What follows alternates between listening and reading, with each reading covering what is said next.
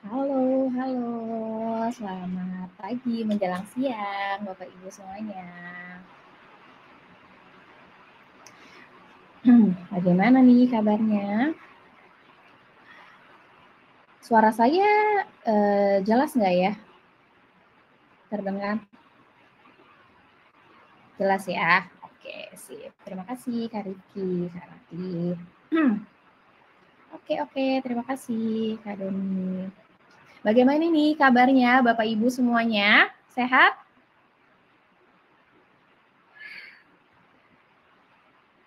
Sehat, alhamdulillah sehat. Wah, senang ya mendengar kabar Bapak Ibu dalam kondisi yang sehat.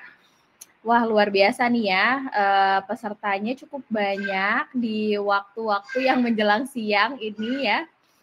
Menjelang jam makan siang, semangatnya luar biasa membara ya Bapak Ibu ya.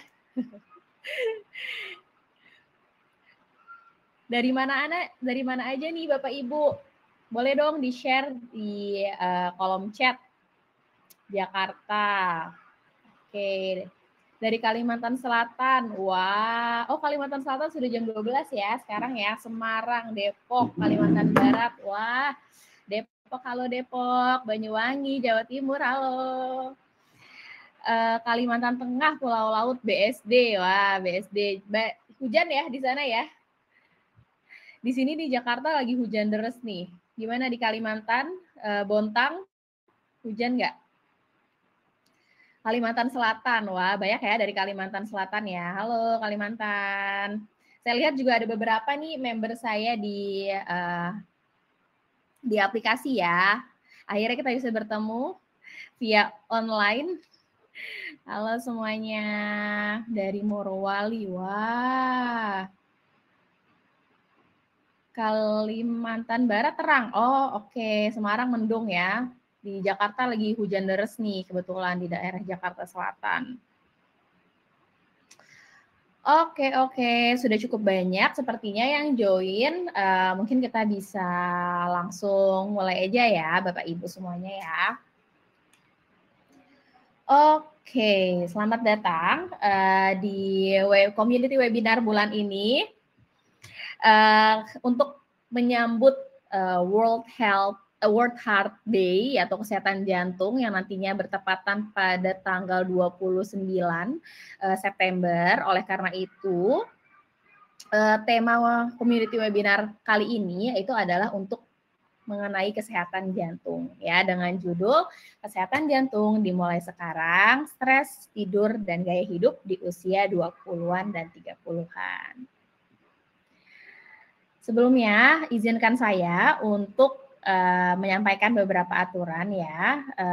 Di sini pastikan sebelum webinar bahwa webinar browser yang Bapak Ibu gunakan mendukung koneksi internet yang stabil, dan nanti jika ada kendala boleh dicoba di refresh terlebih dahulu browsernya.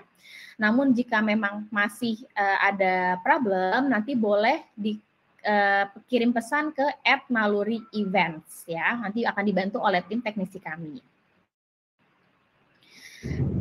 Selama webinar nanti kita akan, ini webinar santai aja, jadi kita akan tanya jawab, kita akan diskusi, nanti ada beberapa polling. Saya sangat encourage untuk kita sama-sama aktif ya dalam webinar kali ini. Nanti jika ada pertanyaan boleh juga di-mention nama saya @drRichella. Jika Bapak Ibu ingin mengirimkan pesannya itu secara anonim atau tidak terlihat namanya, boleh diklik send private message ya. Pastinya nanti pada saat di akhir webinar PDF-nya nanti akan dibagikan dan juga rekaman nanti akan bisa dikirimkan ke email Bapak Ibu semuanya ya. Nantinya juga bisa di rewatch lagi melalui website Naluri. Jadi nanti di website Naluri ada bagian webinar, Bapak Ibu bisa dilihat di situ ada kumpulan webinar-webinar yang pernah dilakukan oleh Naluri. Oke. Izinkan saya perkenalkan terlebih dahulu. Nama saya Dr. Richelle. Saya merupakan medical advisor atau penasihat medis di Naluri.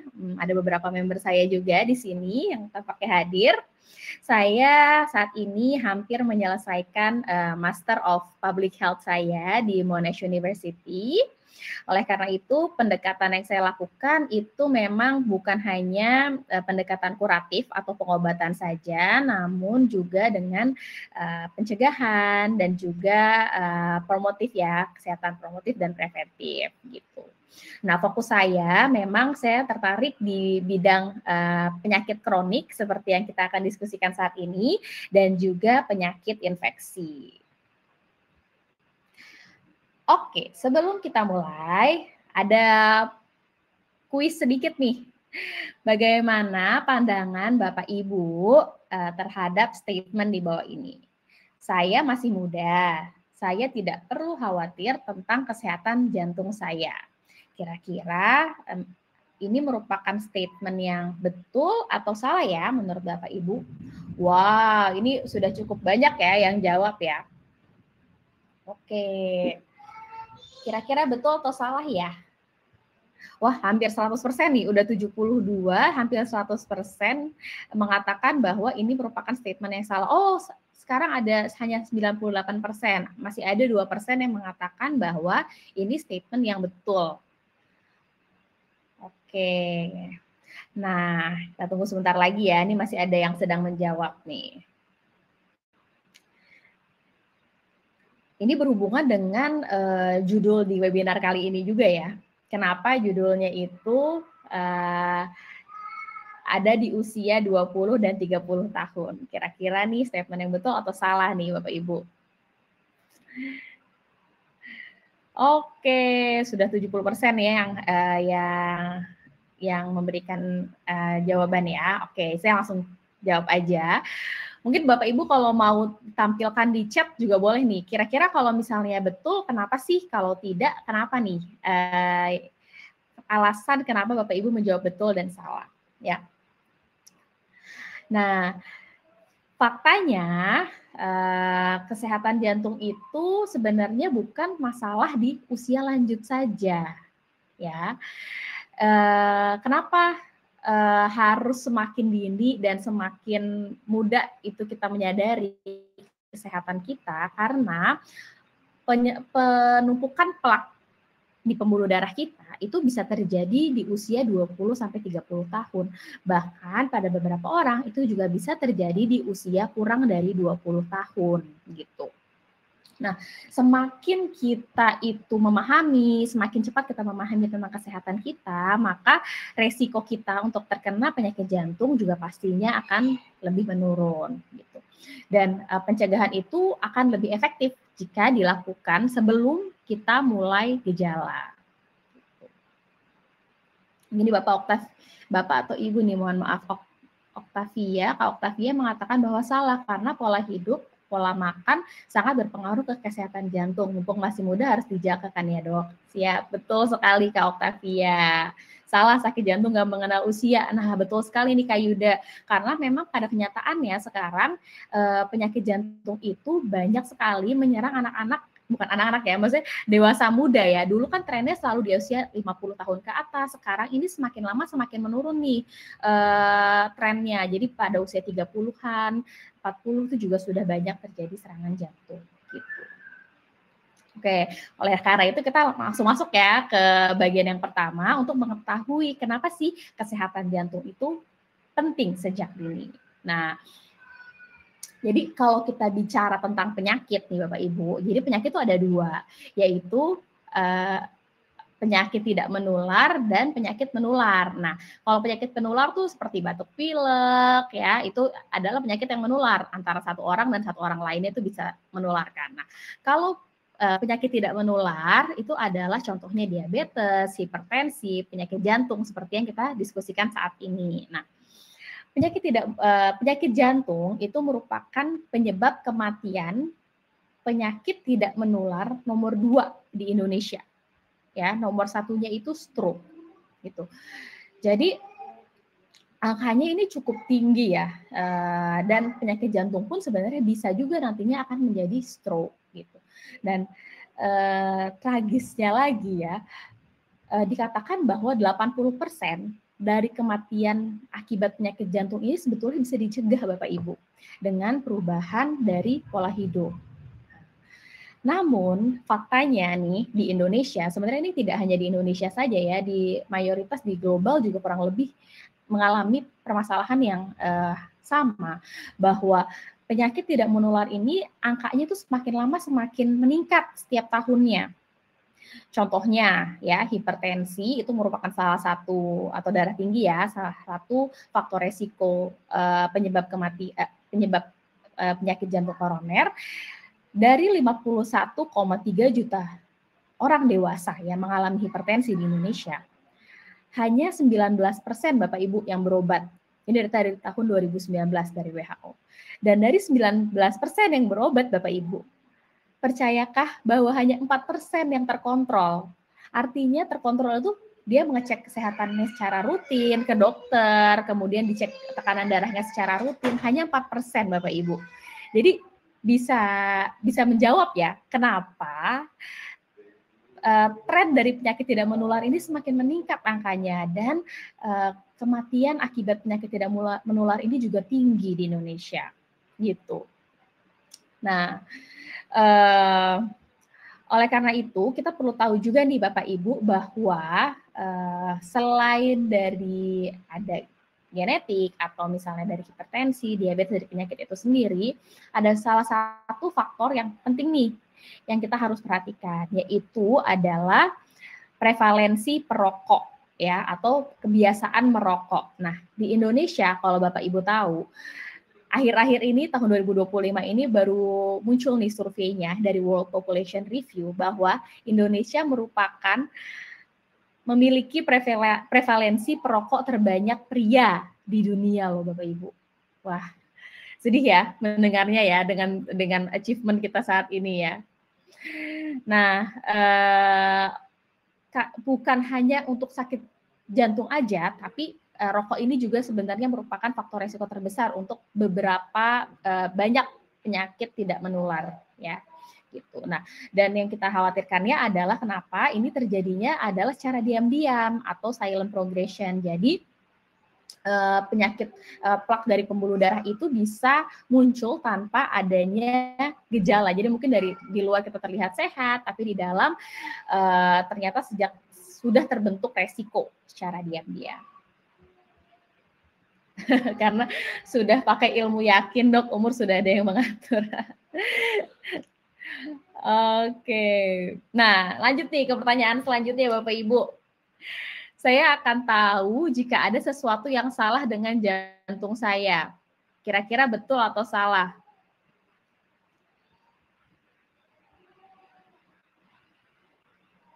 Betul atau salah nih Bapak Ibu? Jantungnya jantung hati. Jantungnya kalau mau aman jantung pisang, ya ampun Pak. Jadi dokter tanaman aja dong kalau gitu saya. Ada yang jawab betul, ada yang jawab salah. Ini kayaknya 50-50 nih ya.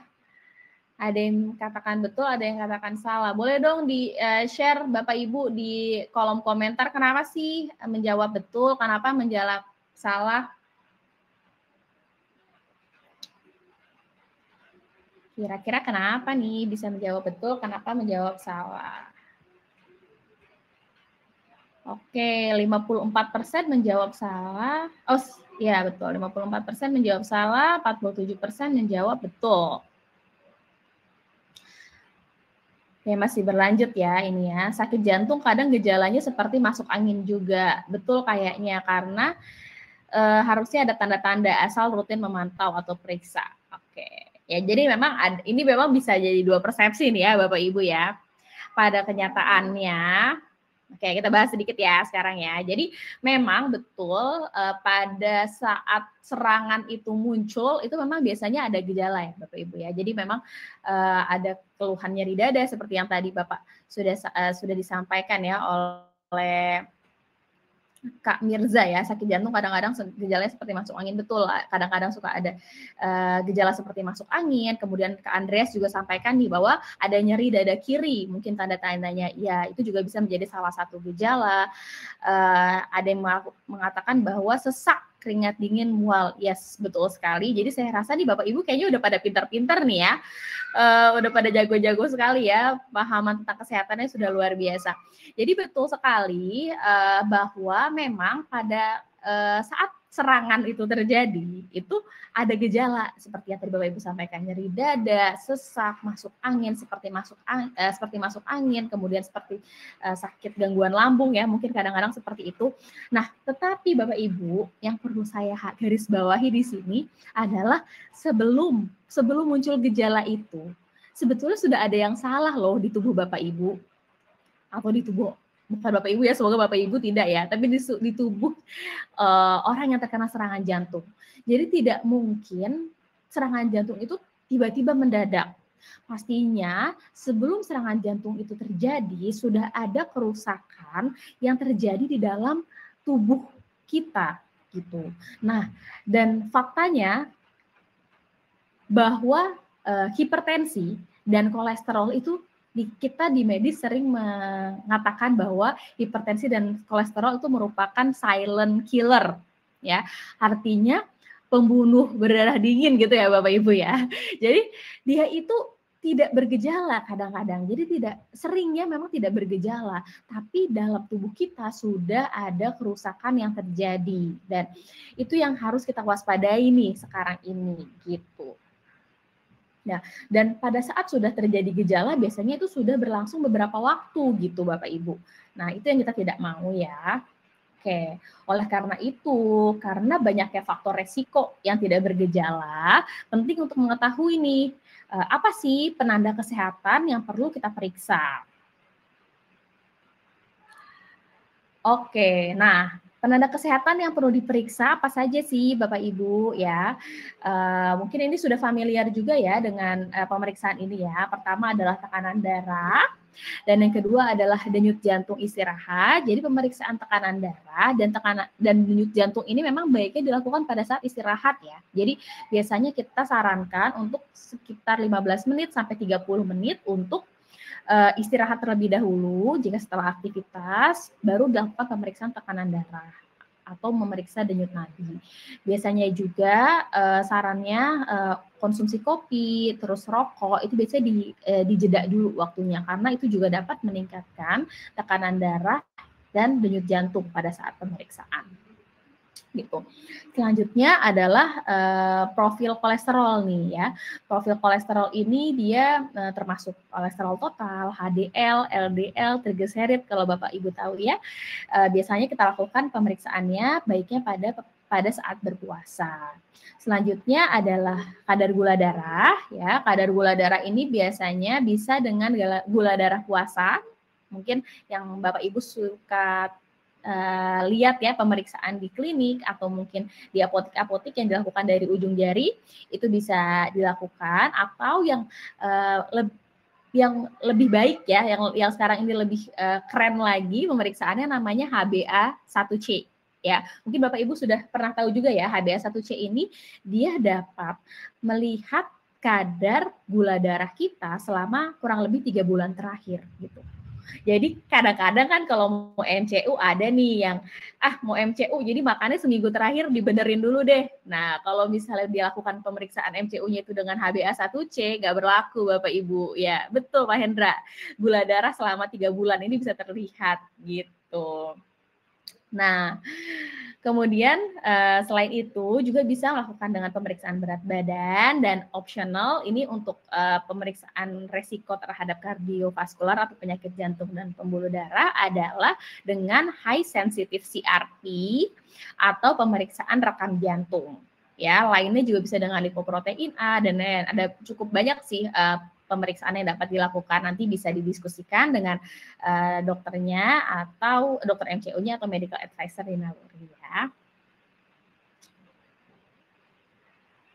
Oke, nah setelah ini kita mau ini nih Bapak Ibu refleksi ya, kuis refleksi nih setelah ini nih ya, untuk mengetahui apakah kita sudah mengenal diri kita atau belum. Oke, boleh dong Bapak Ibu diklik di pollingnya. Apakah Bapak Ibu tahu tekanan darah Bapak Ibu saat ini ya mungkin ke saat ini ya kali beberapa waktu inilah kira-kira seperti apa sih tekanannya, normal kah, tinggi kah? Boleh dong diklik pollingnya. Oke, wah luar biasa ya, ternyata cukup banyak yang tahu tekanan darahnya saat ini kira-kira berapa. Oke, 70% kurang lebih ya. Oke. Pertanyaan selanjutnya. Seberapa sering Bapak Ibu tidur kurang dari 6 jam? Wah, tidur nih kadang-kadang juga sering kita abaikan ya Bapak Ibu ya. Tidur memang kadang-kadang sering kita abaikan juga nih. Jadi kita ini kan kalau bisa diibaratkan itu sebagai, saya suka mengibaratkannya sebagai seperti mesin ya di pabrik ya gitu. Jadi ada waktunya kan, waktu bekerja sama waktu istirahat. Nah, di tubuh kita itu juga sama. Jadi kita seperti mesin sebenarnya, ada waktunya diatur oleh namanya irama sirkadian ya. Irama sirkadian ini dia salah satunya mengatur untuk mengatur tubuh kita untuk kapan waktunya istirahat, kapan waktunya bekerja, melalui regulasinya salah satunya adalah dengan cahaya matahari gitu. Jadi pada saat gelap sebenarnya memang kita waktunya untuk tidur. Nah, pada saat tubuh kita nih lagi mau dibenerin ya, dia benerin sendiri tubuhnya, tapi kita masih gunakan untuk kita aktivitas, pastinya seperti mesin aja, pasti maintenance-nya itu kan tidak berlangsung secara maksimal kan ya Bapak Ibu gitu. Nah, jadi ya itu, jadi oleh karena itu tidur harus nih kita mulai perhatikan sekarang ini. Wah, kalau bisa dilihat sebenarnya untuk tekanan darah sudah banyak yang mengetahui ya, tekanan darahnya 70% kira-kira ya mengetahui bahwa tekanan darahnya berapa.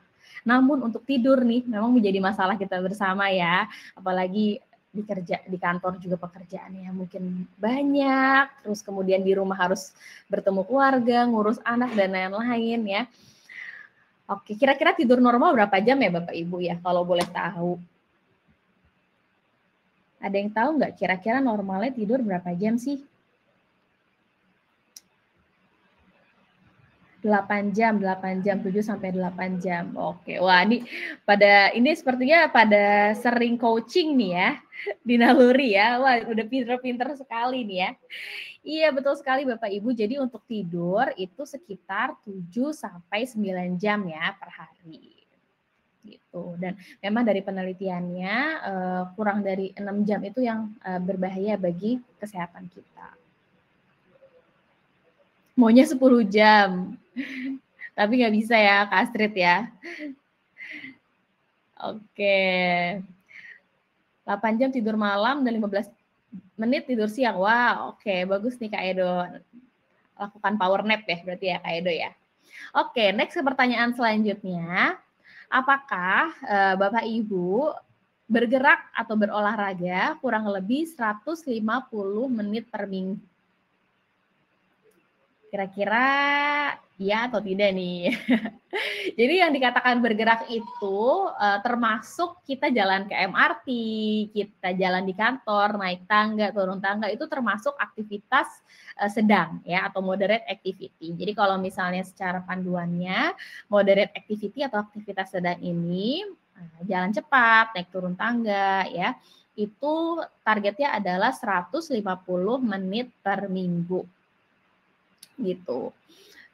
Kalau memang Bapak Ibu olahraganya mungkin lari atau mungkin ada yang aerobik ya atau mungkin anak-anak Jaksel sekarang padel ya itu bisa termasuk kategori yang intensitasnya tinggi. Jadi jumlahnya bisa dikurangi kurang lebih 75 menit per minggu. Gitu. Oke, jadi dari poll ini bisa terlihat bahwa 68% itu cukup bergerak ya, aktif bergerak ya, 150 menit per minggu, namun 33% merasa masih kurang pergerakannya. Oh iya, saya mau ngasih tahu juga nih Bapak Ibu. Jadi sekarang ini bulan Agustus kemarin 2025 ini muncul penelitian terbaru nih, systematic review di Australia yang mengatakan bahwa jumlah langkah yang biasanya kita 10.000 langkah itu ternyata setelah dilakukan penelitian dari berbagai macam negara 7.000 langkah itu sudah cukup untuk menurunkan berbagai resiko kesehatan, salah satunya adalah jantung. Nah, jadi kayaknya lebih achievable ya, lebih bisa kita capai ya 7.000 langkah gitu. Jadi dikatakan lebih dari 7.000 itu masih ada penurunannya, tapi dia lebih landai gitu. Sedangkan sampai dengan 7.000 langkah itu penurunan terhadap berbagai resiko kesehatan tuh sangat menurun drastis gitu ya. Jadi mungkin bisa disampaikan juga nih ke teman-teman atau apa namanya saudara-saudara atau buat target diri sendiri ya. Kayaknya 7.000 kayaknya lebih bisa saya capai nih. Saya mau targetin sekarang untuk 7.000 langkah per hari. Oke. Kalau ngomongin orang termasuk olahraga nggak? Waduh. Gimana nih menurut Kak Jeffrey? Ya. Oke, sekarang kita lanjut nih ke pertanyaan yang terakhir. Bagaimana, apakah Bapak Ibu sekalian ini sudah melakukan pemeriksaan kolesterol dalam 2 tahun terakhir? 2 tahun terakhir cukup lama ya. Kira-kira sudah atau belum mengetahui hasil pemeriksaan kolesterolnya nih? Wah, iya ya.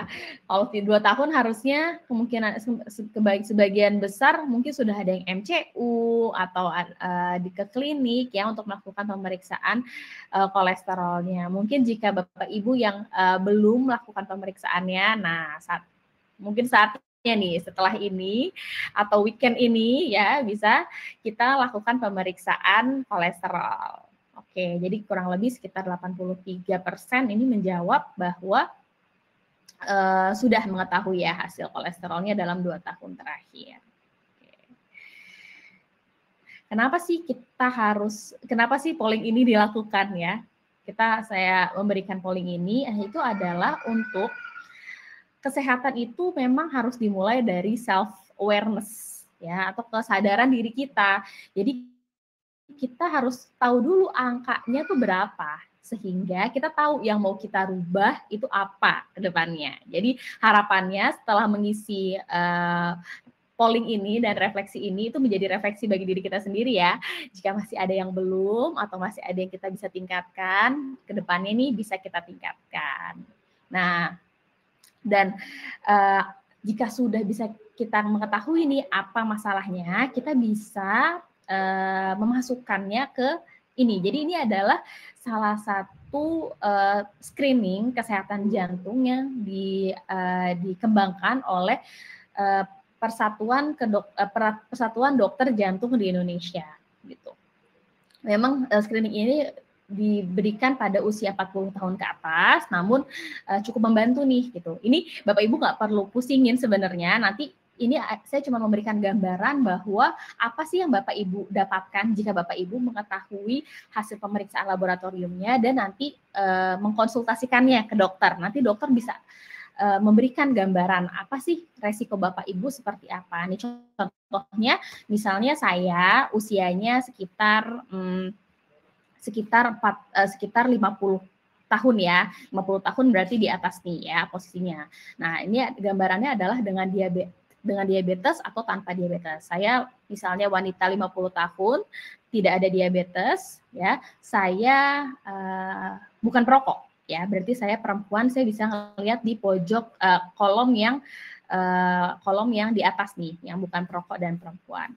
Nah, di sini saya masukkan tekanan darah saya misalnya adalah 128 sistoliknya ya, dan kemudian kolesterol saya yaitu 200 misalnya gitu. Jadi saya bisa lihat dari sini 250 lah ya, misalnya 250. Jadi saya posisinya adalah 128 di sini dan 230. Jadi saya memiliki 2% kemungkinan untuk 2% resiko untuk memiliki penyakit kardiovaskular atau penyakit jantung dan pembuluh darah. Namun ya, kalau Bapak Ibu ingat di slide awal tadi saya sempat singgung rokok ya, dan kita bisa lihat di slide ini. Jika saya merokok ya, kemungkinannya dari saya memiliki 2% resiko atau berada di resiko rendah dengan tekanan darah dan kolesterol yang sama, saya memiliki 6% nih Bapak Ibu. Resiko saya meningkat 3 kali lipat ya. Saya memiliki 6% resiko untuk memiliki penyakit kardiovaskular dan penyakit jantung dan pembuluh darah. Oleh karena itu, mengapa rokok ini salah satu kebiasaan yang perlu kita perhatikan ya Bapak Ibu ya. Nah, oke. Setelah kita mengetahui ini Bapak Ibu angka-angka kesehatan apa saja sih yang bisa membantu kita untuk menilai kesehatan kita perlu tahu dari semua angka-angka ini apa sih yang utamanya yang perlu kita pantau.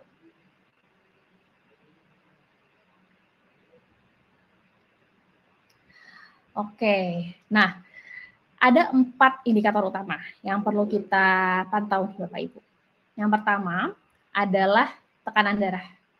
Ya, tekanan darah itu dikatakan tekanan darah tinggi atau hipertensi jika tekanan darahnya itu 140 lebih atau sama dengan 140/90. Nah, tekanan darah ini tadi yang sudah saya sampaikan bahwa harus resting ya, harus dalam kondisi istirahat. Nah, sama dengan tadi denyut jantung. Yang kedua adalah pemeriksaan kolesterol. Ya, kolesterol itu tadi baik dilakukan dalam kondisi puasa. Ada 2 jenis kolesterol ya, kolesterol yang jahat ya, LDL atau trigliserida, dan kolesterol yang baik Bapak Ibu ya, atau kolesterol HDL kita sebutnya gitu.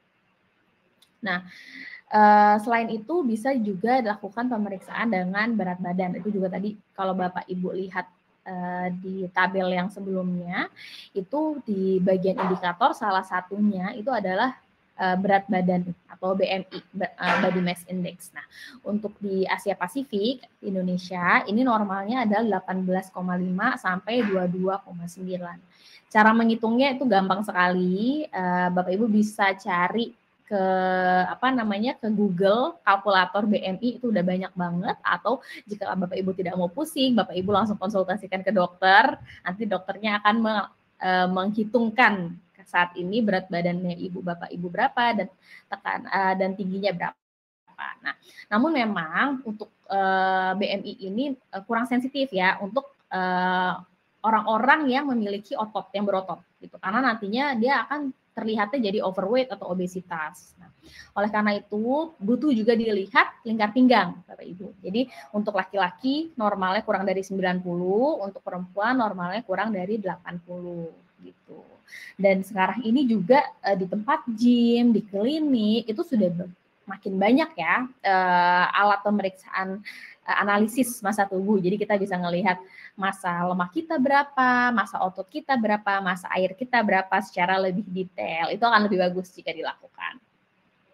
Dan terakhir tadi denyut jantung istirahat ya, sudah dikatakan bahwa memang pemeriksaan denyut jantung dan tekanan darah ini baiknya dilakukan pada saat istirahat gitu.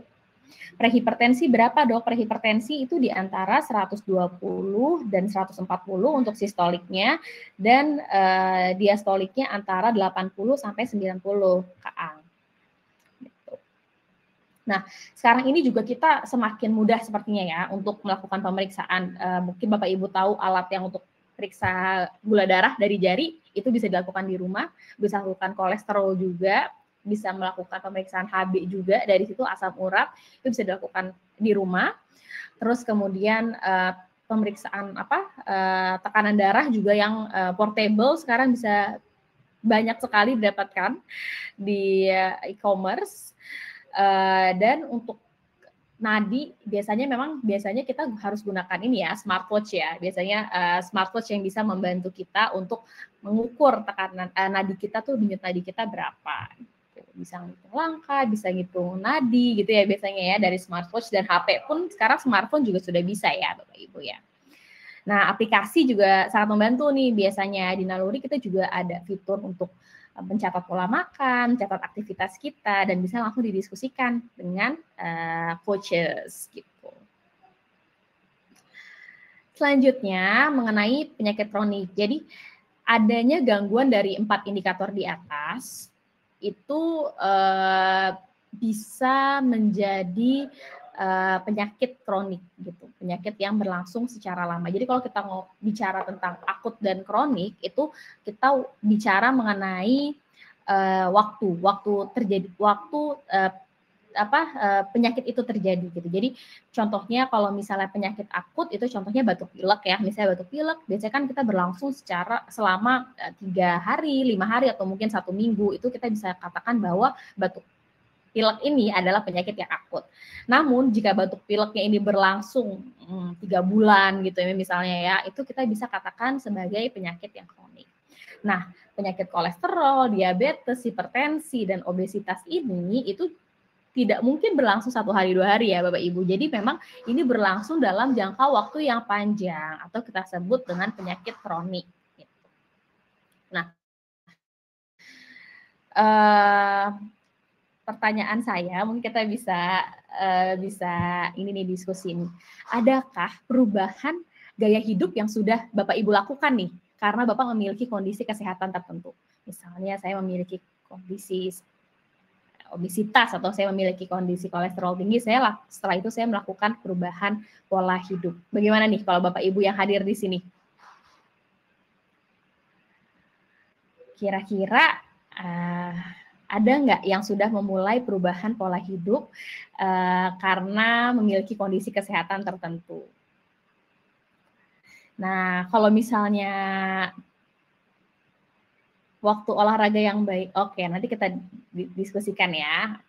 Nah, kalau misalnya menurut saya, bukan menurut saya sih, berdasarkan pengalaman saya di klinis, memang banyaknya itu pasien yang datang itu akhirnya baru melakukan perubahan gaya hidup setelah terkena penyakit kronik. Walaupun ada juga ya, cukup banyak juga sekarang nih yang mulai aktif, kemudian merubah pola makannya, namun mayoritas karena datangnya ke dokter mungkin ya, jadi yang merubah itu setelah mereka terkena penyakit kronik. Contohnya mengurangi makanan berlemak setelah terkena serangan jantung atau setelah terkena kolesterol gitu, mengurangi gula setelah hasil gulanya tinggi. Nah, saran saya nih dengan webinar ini, saya berharap jangan sampai kita memiliki penyakit terlebih dahulu atau ada masalah di lab kita, di kondisi kita terlebih dahulu, baru kita merubah gitu. Jadi harapannya dari webinar ini kita sama-sama nih bisa mulai setelah ini, yuk kita merubah pola hidup kita menjadi lebih baik. Oke. Saya mau tanya juga dong Bapak Ibu, kira-kira ini terkait ini juga ya, kira-kira menurut Bapak Ibu apakah mungkin kalau orang yang kurus ya itu tidak terkena kolesterol? Atau kolesterol itu apakah selalu diasosiasikan dengan orang-orang yang obesitas atau orang-orang yang berat badannya tinggi? Menurut Bapak Ibu gimana? Kurus juga bisa, Dok. Oke, banyak yang kurus gulanya tinggi, Dok. Kurus pun bisa jadi kolesterolnya tinggi. Nah, oke. Jadi, wah, ini sepertinya pengalaman Bapak Ibu juga sudah cukup banyak ya, gitu. Dan betul sekali Bapak Ibu. Jadi memang banyak juga nih yang hadir untuk konsultasi karena sebenarnya secara berat badan mungkin bahkan ada yang hampir underweight ya Bapak Ibu, tapi kolesterolnya sangat tinggi. Nah, kenapa tuh kira-kira? Ya, berarti ada yang harus dirubah, ada yang harus dirubah, bukan karena kolesterol bukan hanya masalah kurus dan gemuk, namun ternyata berhubungan dengan genetik dan juga pola kehidupan kita sehari-hari. Sela-sela sama seperti jantung nggak milah-milah dok. Iya betul sekali Kak Sudarwedi. Oke, nah setelah kita tahu tadi ya indikator-indikatornya, sekarang kita akan membahas tentang pola hidupnya ya atau hubungan gaya hidupnya. Jadi secara pola hidup ada tiga trio kesehatan jantung.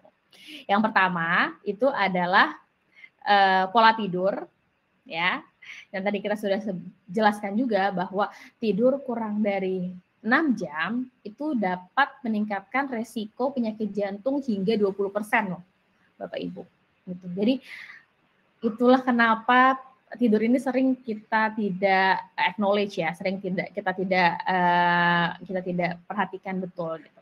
Nah, biasanya tipsnya kan mungkin Bapak Ibu di sini juga sangat sibuk dengan kesehariannya, di kantor juga banyak kerjaan, sampai rumah sudah malam, terus belum main sama anak dan lain-lain. Biasanya kita bisa, atau Bapak Ibu yang mungkin ada keluhan kesulitan untuk memulai tidur, biasanya kita bisa sarankan dengan membuat rutinitas tidur atau sleep hygiene gitu.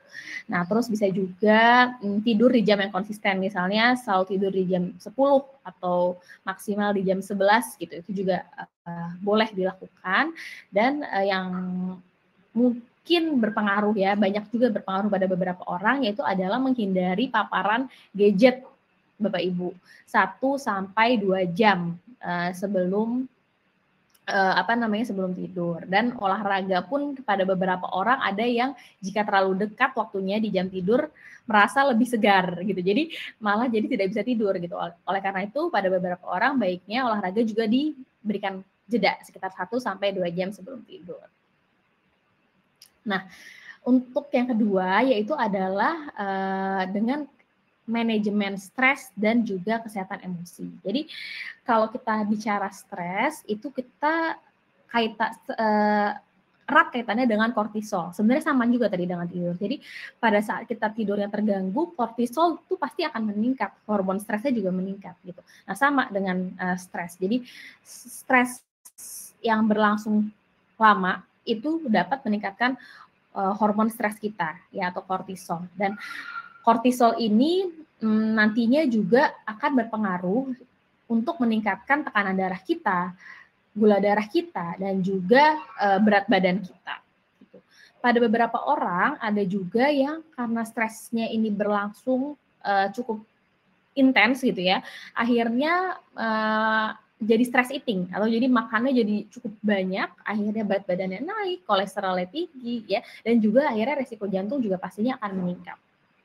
Nah, tipsnya apa nih kira-kira untuk stres dan emosi ini? Kita bisa melakukan micro recovery atau micro break biasanya kita sampaikan. Jadi micro break itu kita bisa lakukan setiap di jedanya antara 30 menit sampai 2 jam ya. Kita beri jeda sekitar 1-5 menit ya, mungkin range sekitar 2-3 menit untuk kita bisa lakukan breathing exercise, deep breathing exercise. Jadi tarik nafas dalam, mungkin Bapak Ibu sudah tahu ada metode 4-7-8 ya. Jadi metode 4-7-8 itu kita bisa lakukan. Jadi 4 detik untuk tarik nafas.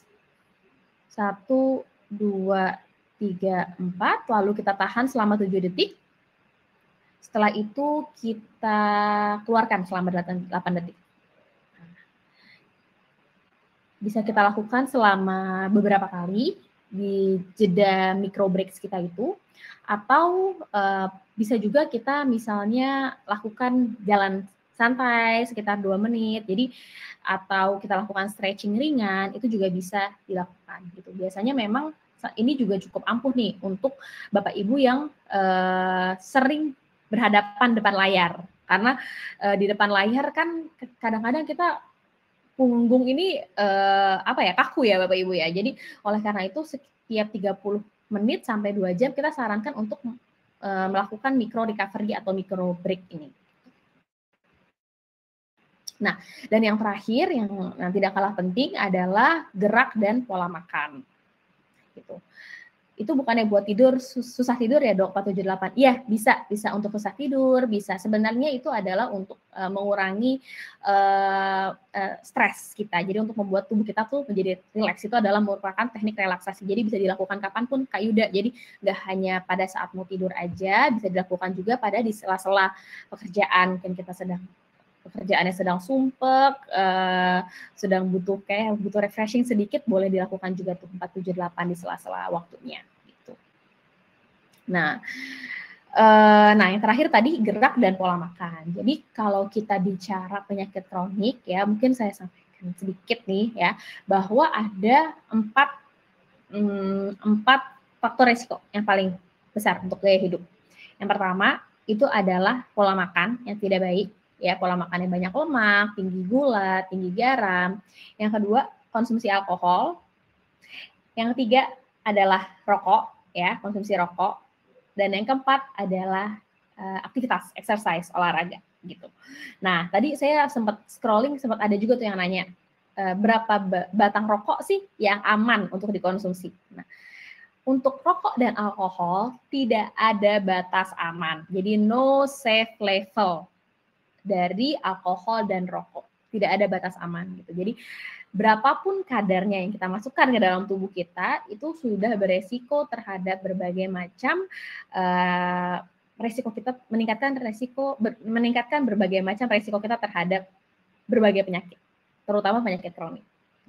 Nah, untuk pergerakan sendiri yang tadi sudah kita sempat diskusi ya di polling ya, bahwa targetnya itu adalah setidaknya jalan cepat atau naik turun tangga sekitar 150 menit per minggu ya, atau mungkin sekitar 30 menit selama 5 hari. Nah, dengan melakukan ini saja sebenarnya kita sudah bisa menurunkan resiko kita sekitar kurang lebih 30% untuk terkena penyakit jantung dan pembuluh darah. Dan untuk pola makan, jika Bapak Ibu sudah rutin coaching di Naluri, mungkin sudah pernah tahu piring teh. Ada yang sudah tahu piring teh? Ya, jadi piring teh ini adalah rekomendasi yang diberikan bukan hanya dari Naluri saja, tapi kita berdasarkan dari Kementerian Kesehatan dan juga dari World Health Organization atau dari WHO, bahwa saran dari pola makan yang disarankan untuk satu kali makan ya, jadi dalam satu piring itu 25%-nya, seperempatnya itu untuk karbohidrat ya. Kita sekarang sudah mulai sarankan nih untuk bukan hanya karbohidratnya tuh nasi aja, tapi banyak, ada kentang, ada ubi-ubian, ada mungkin yang tahu seperti barley atau banyak gandum-gandum yang bisa dikonsumsi. Terus yang kedua adalah protein. Protein itu bukan hanya ayam, daging saja ya Bapak Ibu, tapi ada juga protein nabati yang juga rendah kolesterol. Itu juga bisa dilakukan di mix konsumsinya 25%, dan 50% dari piring tersebut adalah serat atau sayur-sayuran seperti itu. Ya, nanti mungkin Bapak Ibu juga bisa diskusikan nih terhadap kebutuhan proteinnya berapa dan lain-lain, itu nanti ke coaches di Naluri. Kita juga ada ahli gizi dan juga ada dokter. Oke, dan yang terakhir tadi ya rokok ya,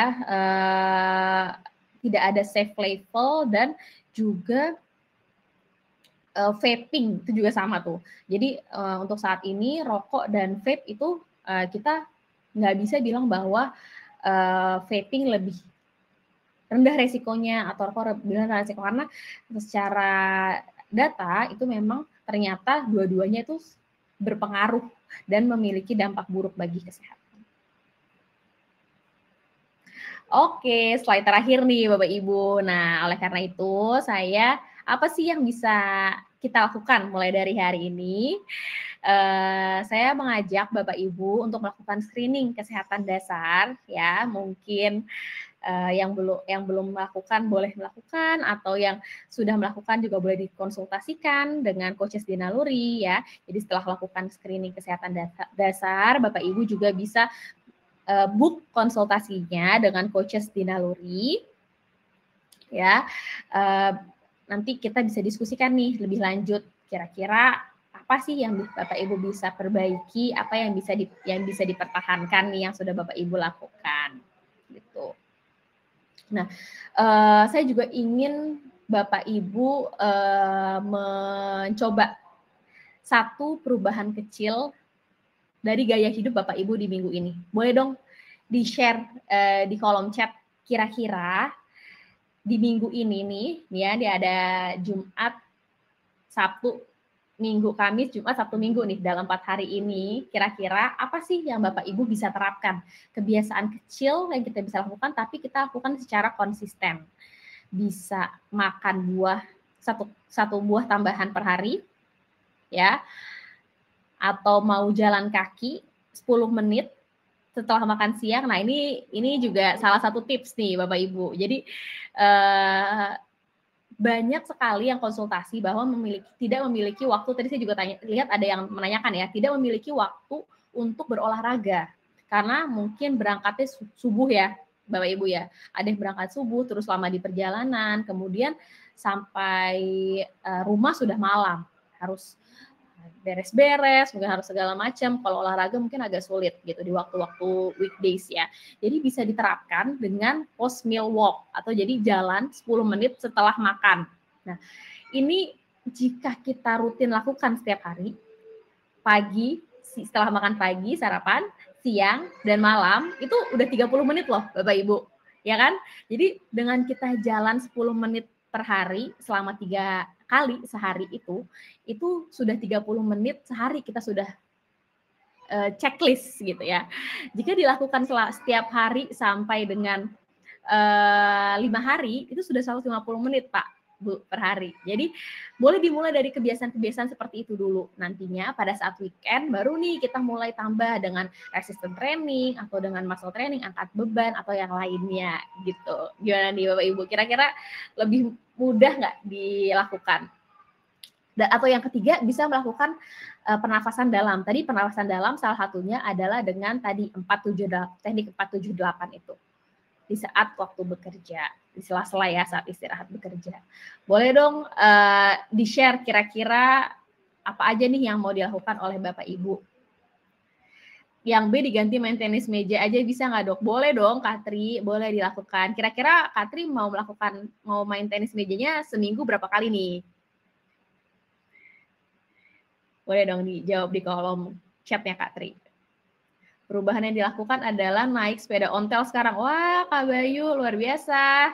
Naik sepeda ontel ke kantor. Wah, itu juga salah satu bentuk aktivitas fisik loh. No screen time sebelum tidur dan buat satu kalimat recap setiap harinya. Wah, terima kasih Kak Intan sudah sharing. Saya setiap habis makan sambil nonton pakai sepeda statis slow speed minimal 30 menit. Wah, good job Kak Irwan. Keren. Kira-kira setelah mendengar webinar ini apa nih yang mau ditingkatkan lagi atau mau ditambah kebiasaan baru kecilnya? Pajak bulan naik 200%. Wah, ini bersinggungan dengan kebijakan ya Bapak Ibu ya. Betul, memang kebijakan itu bisa sangat mempengaruhi kebiasaan hidup kita. Saya sudah mengurangi rokok dok dari bungkusnya. Oke, good job Kak Eri. Saya sangat appreciate ya untuk Bapak Ibu yang sudah mencoba untuk mengurangi rokok, karena memang mengurangi rokok itu butuh teknik tersendiri dan juga memang saya bisa katakan sangat-sangat berat gitu. Jika Bapak Ibu butuh bantuan dalam proses pengurangannya, boleh Bapak Ibu didiskusikan dengan coaches di Naluri.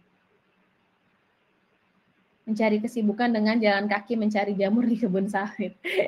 Oke, wah luar biasa ya, ada kebun ya di dekat rumahnya atau di dekat tempat tinggalnya ya Kak.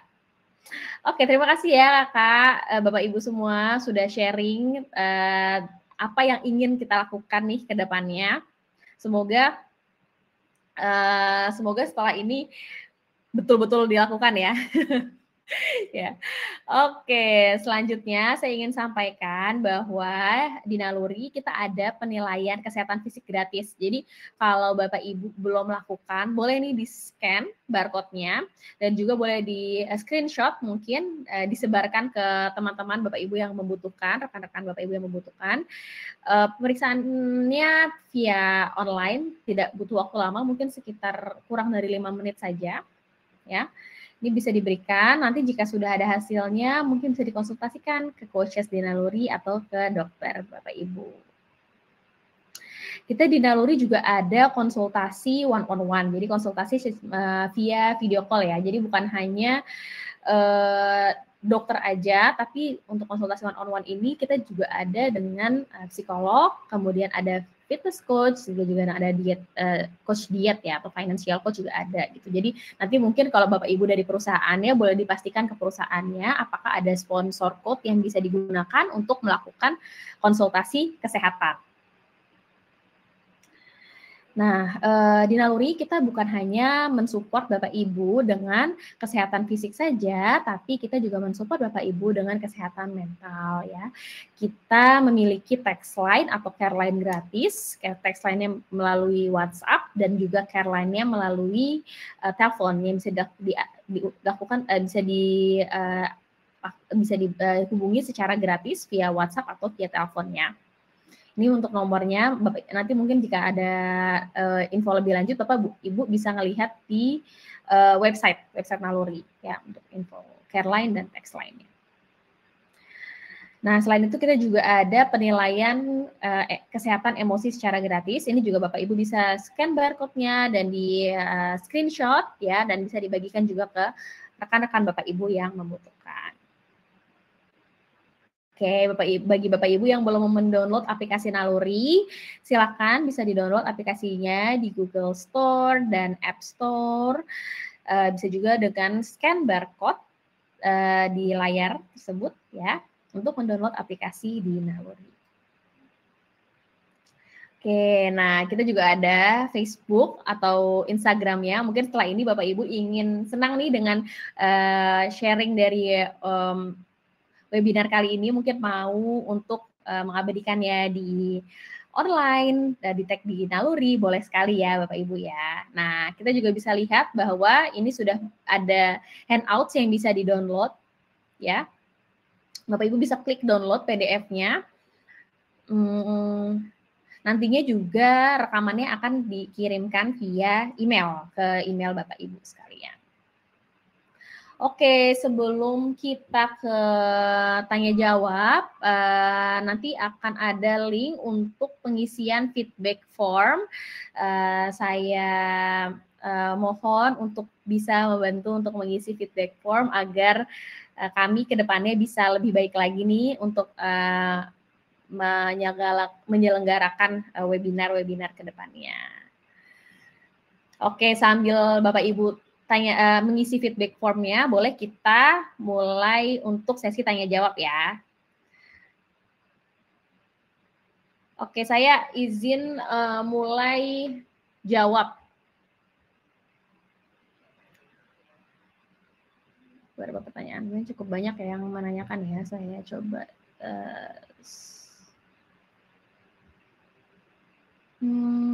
Apakah boleh? Bu Dokter, Kak Mirza ya, saya sering mengkonsumsi kopi tanpa gula, apakah boleh? Boleh Kak Mirza, konsumsi kopi dikatakan aman, namun perlu diperhatikan jumlahnya Kak. Kira-kira sehari berapa kali? Biasanya yang kita bisa katakan aman itu sekitar 2-3 cup kopi per hari. Itu boleh dikonsumsi. Gitu. Dok mau tanya,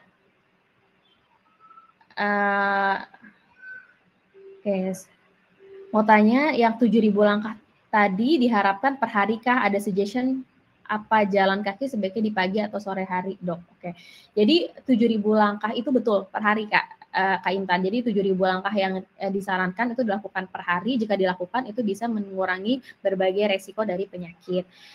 Bisa dilakukan boleh saja di waktunya terserah kapan aja Kak, boleh pagi hari, boleh sore hari, sesuai dengan sesuai dengan, kalau saya prinsipnya adalah sesuai dengan ke waktu kita aja, kita bisanya kapan. Jadi kadang-kadang kita bisanya di pagi hari, ya kita lakukan pagi hari, kalau kita bisa lakukan di sore hari, ya kita lakukan sore hari gitu. Cuma memang kadang-kadang ada tipe orang yang senang melakukan di pagi hari karena setelah olahraga tuh menjadi lebih semangat harinya, menjalani harinya menjadi lebih semangat gitu. Namun memang di sore hari itu juga metabolisme kita sangat tinggi tuh. Jadi itu juga cukup baik untuk kita melakukan olahraga di sore hari. Jadi terserah kakak aja, dilakukan kapan aja, yang penting dilakukan secara rutin. Gitu. Oke, saya izin jawab beberapa ya, karena memang sebentar lagi sudah pukul 12, karena saya khawatir Bapak Ibu ingin sudah cepat-cepat makan siang nih ya. Oke, Dok. Oke, Dok, kalau kita olahraga tapi nggak jaga makan, apakah boleh? Pertanyaan Kak Jeffrey ya. Ya tentunya tadi kalau misalnya Kak Jeffrey ingat tadi saya sempat sampaikan bahwa ada 4 poin nih Kak Jeffrey untuk faktor resiko gaya hidup yang menjadi faktor resiko terdampaknya penyakit kronis ya, yaitu pertama adalah diet, konsumsi alkohol, yang keempat konsumsi rokok, dan yang keempat adalah gerak. Jadi keempatnya ini nih harus dilakukan, nggak bisa kalau misalnya hanya dengan olahraga saja tapi tidak dengan menjaga pola makannya. Gitu.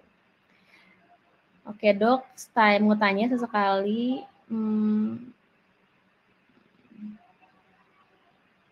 Oke, jadi ada beberapa juga yang menanyakan masalah kondisi kesehatannya secara pribadi ya. Mungkin ini mohon maaf saya tidak bisa jawab di sini. Nanti kalau Bapak Ibu ada aplikasi Naluri, feel free untuk langsung chat medical advisor-nya di Naluri ya, Bapak Ibu ya. Gitu. Oke, lagi ya.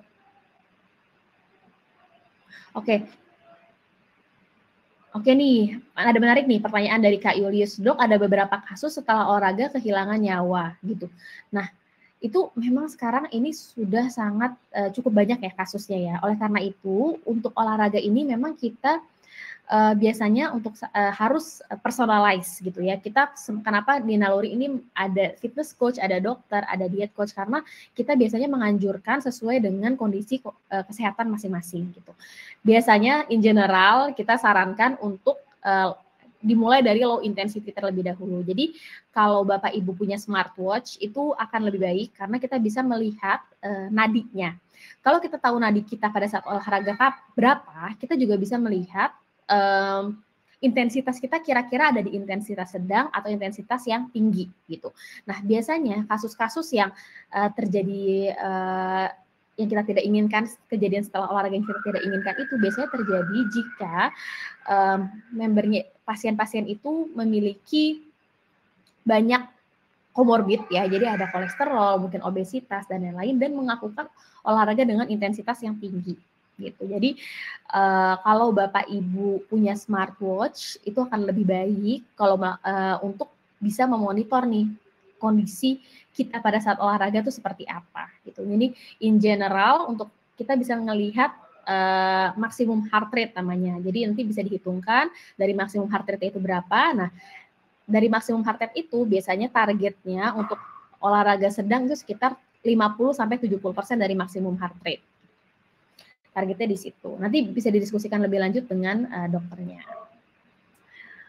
Oke, nah. Ya, ada yang banyak yang bertanya bagaimana caranya untuk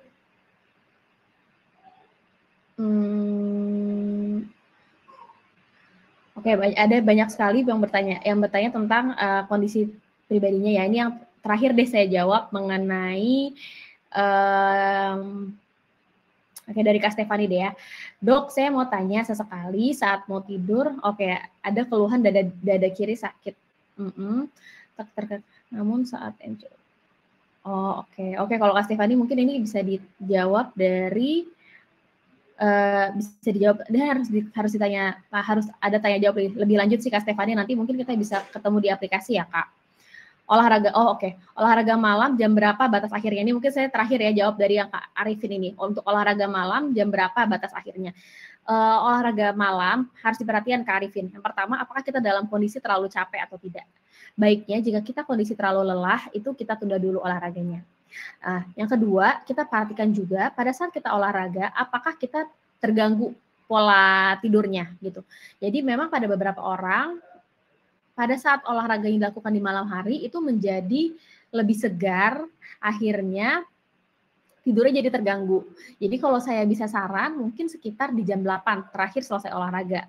Kenapa? Karena di jam 9 sampai jam 10-nya itu kita bisa ada waktu ya jeda dari olahraga dan kita bisa persiapan untuk kita tidur gitu. Baiknya memang tidur itu di antara jam 10 karena itu hormonnya itu lagi tinggi sekali, hormon kita untuk tidurnya itu sangat lagi tinggi dan untuk pemulihannya juga lagi puncaknya tuh di jam 10 sampai di pagi hari. Oke, saya rasa terakhir bagaimana cara pernafasan 3 menit itu tadi sudah disampaikan ya. Tadi bisa dengan teknik 478 Kak Adi. Jadi tarik nafas 4 detik, terus kemudian ditahan 7 detik dan dihembuskan selama 8 detik. Nanti jika ada yang ingin ditanyakan lagi, saya sangat encourage untuk Bapak Ibu bisa approach coaches-nya secara langsung sehingga bisa diskusi mengenai kondisi kesehatan Bapak Ibu secara langsung, secara lebih dalam. Gitu ya. Karena waktunya sudah jam 12:05, mohon maaf nih waktunya tersita 5 menit. Saya ucapkan terima kasih banyak atas Bapak Ibu sudah hadir di waktu-waktu yang sangat rentan ini, dan di waktu-waktu ini juga masih banyak sekali yang menanyakan dan banyak sekali yang masih semangat dan antusias untuk mengikuti webinarnya. Saya sangat menghargai kehadiran Bapak Ibu dan keaktifan Bapak Ibu semua. Jangan lupa Bapak Ibu untuk mengklik feedback form sehingga kami Naluri bisa memprovide Bapak Ibu secara lebih baik lagi. Sekian, selamat makan, selamat beraktivitas. Jangan lupa makannya sayurnya dibanyakin ya Bapak Ibu ya. Piring tehnya diterapkan. Selamat siang, terima kasih banyak.